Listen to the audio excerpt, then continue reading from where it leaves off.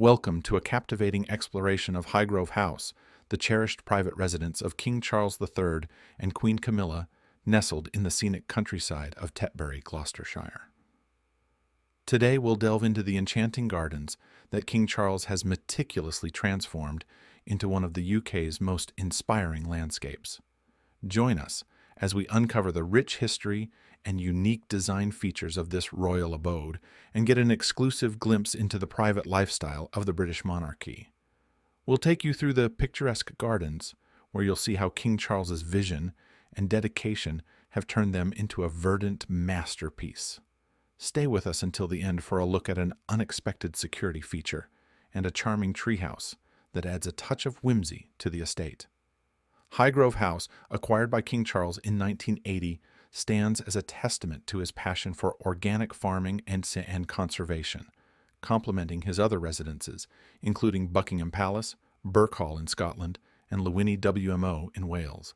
Let's embark on this journey to discover the beauty and history of Highgrove House.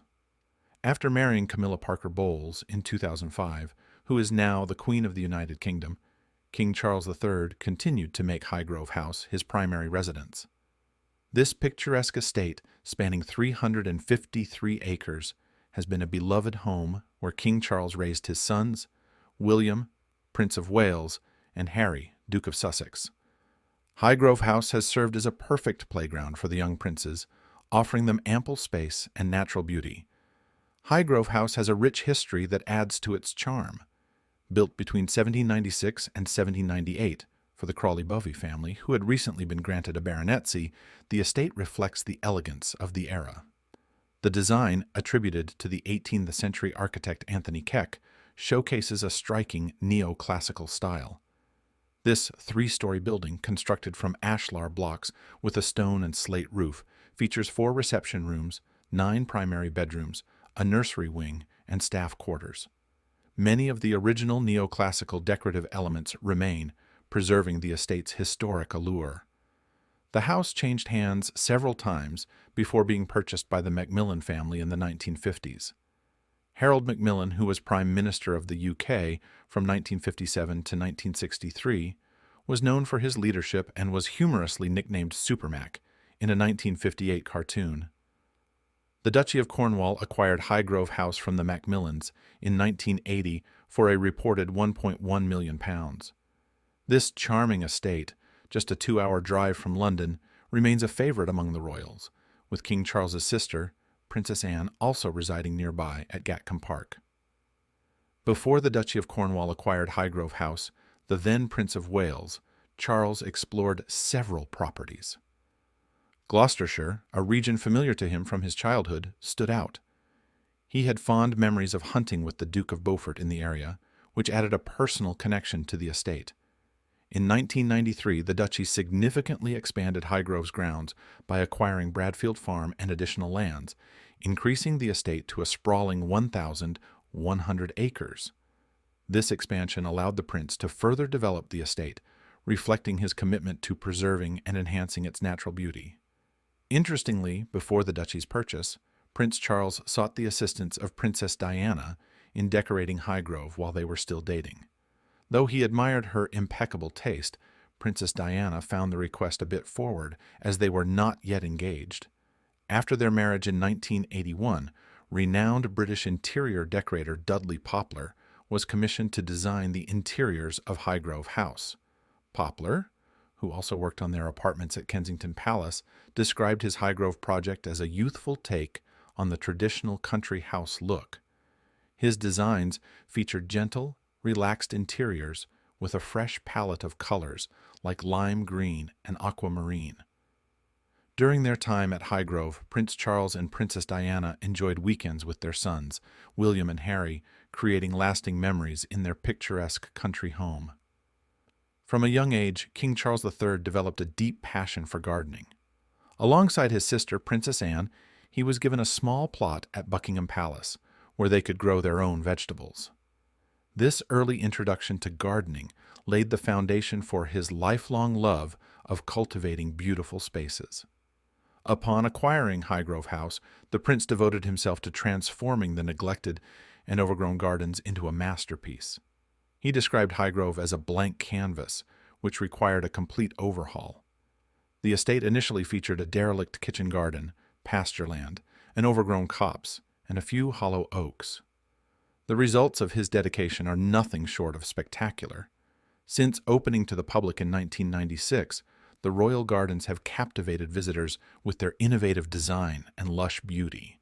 In 2008, British composer Patrick Hawes was so inspired by the gardens that he created Goddess of the Woods for the King's 60th birthday. The gardens are now a vibrant haven, showcasing rare trees, flowers, and heirloom seeds. They support a rich array of wildlife, including numerous bird species. 2 fountains ensure that birds have a constant supply of running water throughout the year, each equipped with willow ramps to help wildlife exit safely if they fall in. Additionally, around 200 chickens roam the grounds, producing approximately 4,200 eggs annually. These eggs are used in the Orchard Room restaurant and are also sold at the Highgrove shop, which we'll explore later in the video. Prince Charles collaborated with renowned gardeners like British garden designer Rosemary Vary and natural scientist Miriam Rothschild. Vary's most significant garden design was for her own Barnsley house. Rothschild was deeply interested in hay meadow restoration, and she developed numerous seed mixes, including one called Farmer's Nightmare. Prince Charles used another 32 PE seed mix by Miriam Rothschild in his Highgrove estate. He has shaped a formal garden, a wild garden, and a walled kitchen garden in his Highgrove home. One of his greatest joys is rambling around the garden, counting the wild orchids. This is especially amusing, since the field was entirely dead when he first came. The king also holds the impressive beech collection. Queen Elizabeth II presented him with 3 silver birch trees. Now they grow in the Arboretum at Highgrove. The gardens include the Southern Hemisphere Garden Carpet Garden, Walled Garden, the Autumn Walk Sundial Garden, and a woodland garden with 2 classical temples from green oak and a stumpery created by the legendary duo Julian and Isabel Bannerman in 1996. The king strived to heal the damaged soil and landscape. He hoped that visitors would find something to inspire, excite, fascinate, or soothe them. For this reason, he has incorporated topiary, which is cut once a year in autumn. There are also the Egyptian gates by the kitchen garden that were carved by architectural students. The hieroglyphic inscription on the gate says, "The flowers in the garden are a reflection of the stars in the sky." The gardens should be a very appealing place now. They welcome over 40,000 visitors annually. The king was especially attached to the 200-year-old Highgrove cedar of Lebanon, which grew to the west of the Highgrove House. Unfortunately, the diseased tree had to be removed for safety reasons in 2007. Upon the king's behest, a new oak pavilion with a church-like spire was constructed over the cedar's base. Even in the 1960s, when the future king of the United Kingdom was still a teenager, he hated destroying and tearing down all of the wild places. He said so many of these things had taken 100 of years to grow. It takes forever to recreate lost habitat. The king considers it highly important to work in harmony with nature. According to his own words, he loves the countryside and happily talks to plants and trees and listens to them. The king believes it's crucial. The true gem of Highgrove is the Sundial Garden, formerly known as the South Garden. It was named for the stone sundial at its center, sculpted by Walter Craig. It was a collective wedding present to the Prince and Princess of Wales from the Duke of Belfort, gardeners, and outside staff. The garden's layout has been preserved since the time it was created. It was originally planted with roses, which are now replaced with herbaceous pink, blue, and purple plants. All this splendor is framed by a big yew hedge planted in 1982 to protect the king's young family from the paparazzi. Besides, the king is the patron of the Delphinium Society, so you'll see many adorable flowers of this species in the gardens. The tallest delphinium recorded was one 18 inches high. A little zest of the Sundial Garden is a section with busts of famous people admired by the king. There, you'll meet activist Vandana Shiva, composer John Taverna, poet Kathleen Raine, the Bishop of London, and naturalist Miriam Rothschild, who consulted the king on gardening issues. The cottage garden's path leads to a stone obelisk with the inscription York, Weymouth, and Bath. It was a gift for the king's 60th birthday from stonemason colleges. The king's famed passion for gardens resulted in creating the Highgrove Florilegium, a 2-volume book series with 124 watercolors of plants from the Highgrove Gardens in the blooming season. The gardens supply Highgrove House with freshly cut flowers. As an ardent curator of the gardens at his Highgrove home, the king has even participated in the Chelsea Flower Show in 2001. His design for an Islamic courtyard garden, called the Carpet Garden, won a silver medal. The king was always interested in Islamic decorative arts, and the design is based on the geometric patterns and colors of 2 Turkish rugs in his room at Highgrove. It featured traditional peculiarities of Islamic gardens, such as water, perfume, and shade. The Carpet Garden boasts an impressive central octagonal fountain and white marble bowl weighing 1¼ tons.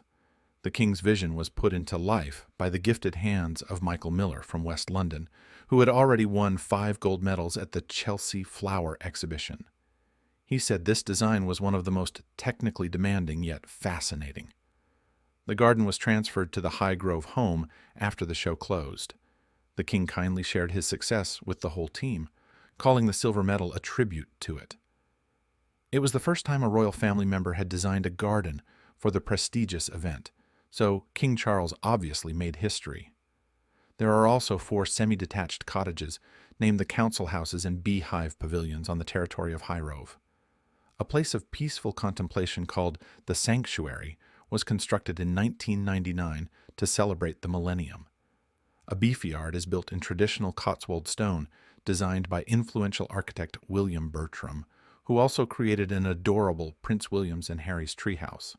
In the 1980, S. Bertram asked to interview the kids only 5 and 3 years old then about their preferences.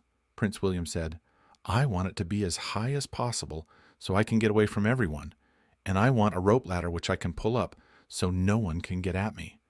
Well, the customer is always right.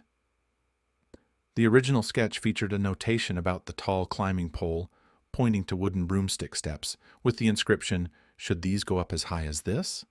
It was also done for the safety of young princes. The charming tree house was installed in 1989 on Prince William's 7th birthday. It was framed by a holly leaf-shaped fence, as the tree house was originally built in a holly bush, hence its name, the Holyrood House, just like the Queen's Palace in Scotland. In 2015, the king refurbished the original treehouse for his grandson Prince George, the eldest child of Prince William and Princess Catherine. The king was so inspired by the Holyrood treehouse that he opened a playground at Dumfries House in Ayrshire, Scotland, in 2022. He wanted to provide the local children and visitors with the opportunity to have fun while engaging with nature. At the center of the nature-based playground is a high tower of a sustainably sourced English chestnut. King Charles II joined the local kids and enjoyed exploring different slides and tunnels, and even crossed a rope bridge. His Majesty saw the physical and mental benefits coming with a treehouse installation and wanted to popularize it. When Prince Harry and Prince William grew up and became teenagers, they created Club H, with H for Highgrove. They loved hanging out in the basement. There were no windows, but the basement didn't feel claustrophobic due to the bone-white painted brick walls. "It was Prince Harry's sanctuary," he said, "when I wanted peace. Club H provided when I wanted mischief. Club H was the safest place to act out when I wanted solitude.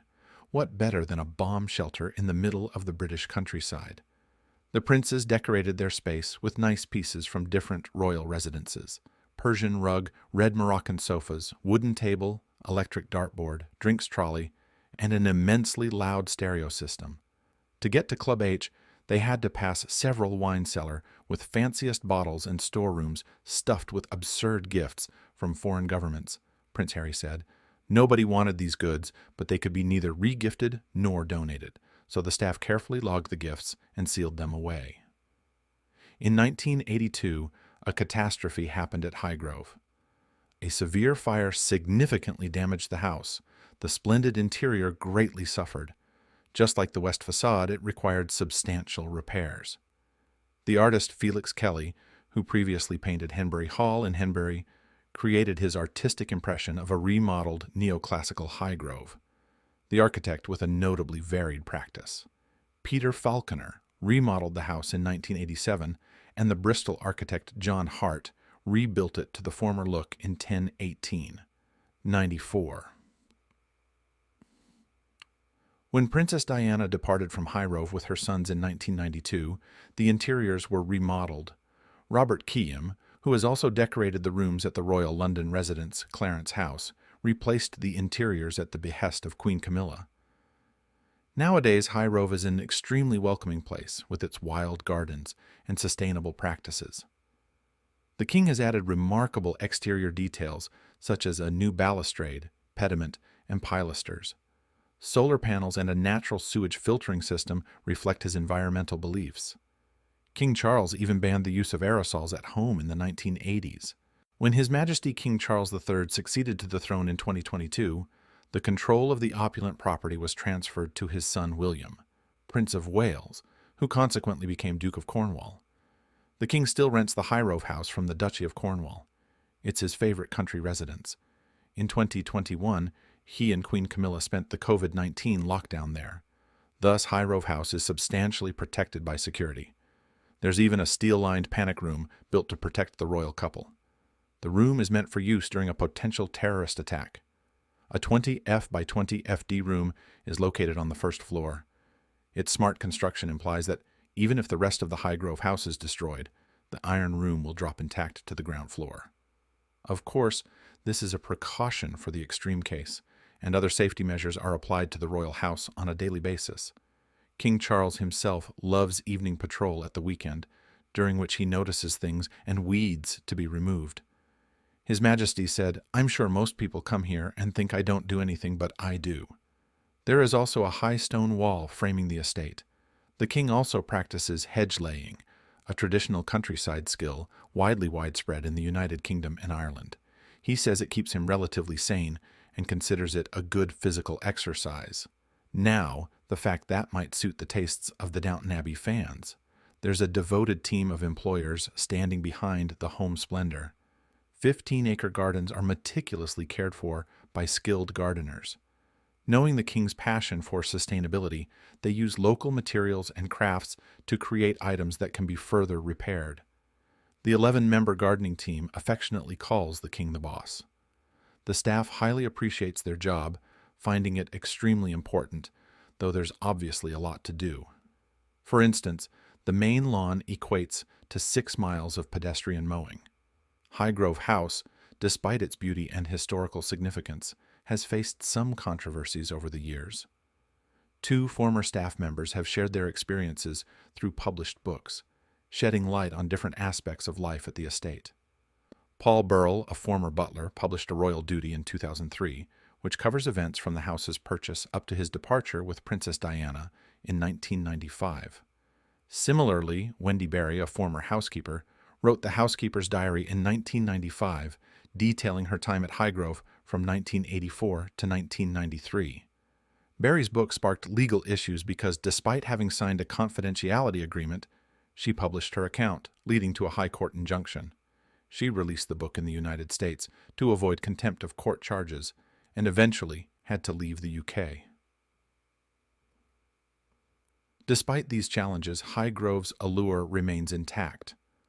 The gardens, which are not accessible year-round, open to the public from April to October. Visitors can enjoy a 5-hour guided tour led by an experienced guide, offering insights into the estate's lush landscapes and horticultural design. The Highgrove shop at the Coronation Pavilion features a range of exclusive products, including food, alcohol, homeware, and accessories. Among these are unique items like the Highgrove Bouquet perfume, created in collaboration with British perfume house Penhaligon's and inspired by the gardens. This fragrance blends aromas of silver limes, blooming mimosas, and earthy cedar notes. The king opened the Highgrove retail shops in 1992, with additional locations in Tetbury and London. Since 2014, the shops have offered their products online, with all profits benefiting the King's Charitable Foundation, which supports small and medium-sized charities. Highgrove House is renowned not only for its stunning gardens, but also for its recent appearance in Season 4 of the historical drama series, The Crown. In the series, the gardens are depicted as a reflection of the new king's commitment to sustainable and innovative design following his first marriage. The Highgrove estate and its surrounding lands are a testament to King Charles III's distinctive planting preferences and his creative approach to garden design. He views gardening as akin to painting a watercolor, where light, color, and composition play vital roles. King Charles's gardens are known for their naturalistic style, in contrast to the overly manicured aesthetics often seen elsewhere. Although King Charles and Queen Camilla now reside at Buckingham Palace to fulfill their royal duties, Highgrove House remains close to the king's heart. The estate embodies his passion for gardening and his dedication to creating spaces that are both beautiful and sustainable. We hope you enjoyed this tour of Highgrove House and its remarkable gardens. Which aspect of the estate did you find most fascinating? We'd love to hear your thoughts, so please share them in the comments below. If you enjoyed this video and want to see more content like this, don't forget to subscribe.